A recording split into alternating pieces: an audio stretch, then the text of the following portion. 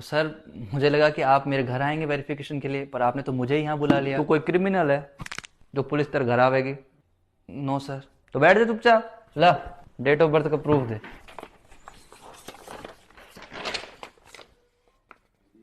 यार कहीं तो देखा मैंने तुझे। नहीं सर, मैं तो रील्स भी नहीं बनाता।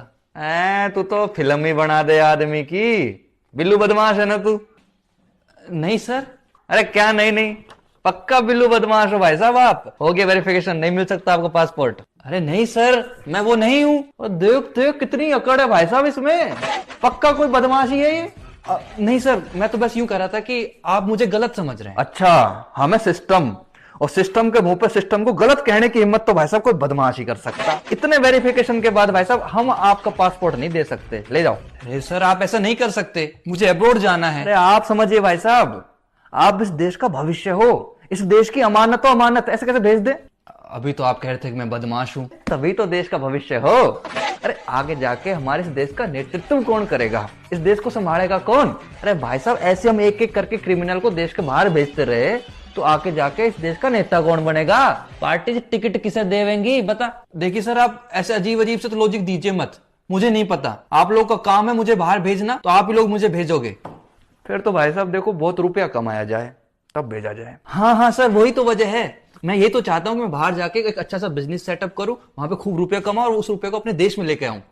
अरे कमाओ यहाँ, खर्च वहां जाके करो। है ये आप क्या कह रहे हैं? ये कौन सा देश प्रेम है? अरे तो तू भी तो बदमाश है, देश प्रेम की बात ही क्यों कर रहा?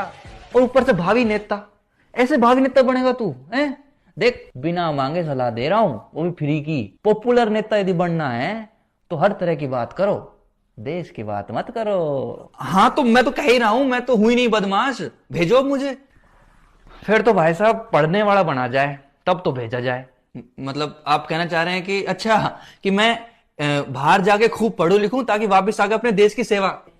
अरे हर बात में यो देश क्यों घुसेड़ देवे भाई तू? अरे खूब पढ़ो, यहाँ पढ़ो, लेकिन पढ़ने के बाद काम करने बाहर जाओ।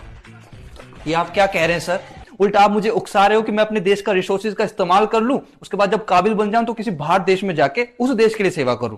ये कौन सी बात हुई? ये कौन सा देश प्रेम है? तो मतलब पढ़ लिख के भी यहीं रहा जाए? हाँ। फिर तो बाबा जी बनना पड़ेगा। क्यों? क्या है, एक पढ़ा लिखा आदमी है वो सवाल बहुत करता है जो हमारे देश के लिए बहुत हानिकारक है। आपने सुना होगा ना कि 4 लोग क्या कहेंगे, तो आदमी जब पढ़ लिख लेता है तो इन 4 लोगों में से एक बन जाता है। और इन 4 लोगों को इस देश में पसंद कौन करता है? और पूरे देश में कोई पसंद नहीं करता तो भेजो देश से बाहर। सर तो बावड़ी बूझ, ये डॉक्यूमेंट की फाइल पहले ना खोल सका था तू? इतना इंपॉर्टेंट डॉक्यूमेंट तो इतनी देर बाद दे रहा है।